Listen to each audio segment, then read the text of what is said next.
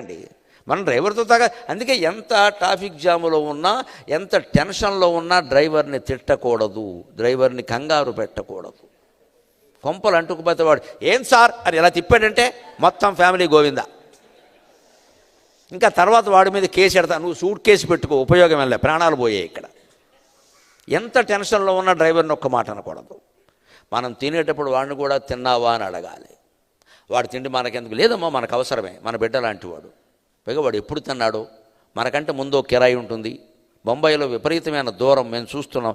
ఎక్కడో ఓ కిరాయి ఒప్పుకున్నాడు, 2 గంటలు ప్రయాణం చేసి వచ్చాడు, వెంటనే మనం ఎక్కేసాం. మళ్ళీ ఇంకో 2 గంటలు. వాడు మధ్యలో కాఫీ అయినా తాగద్దా, టీ తాగద్దా, ఇంత రొట్టె ముక్క తినద్దా? మనం ఏదైనా కారులో తెచ్చుకున్నామంటే నీకు కూడా ఉందయ్యా తింటావా అని అడగాలి. ఆ మాటకి వాళ్ళు విపరీతంగా ఆనందిస్తారండి, విపరీతంగా ఆనందిస్తారు వాళ్ళు.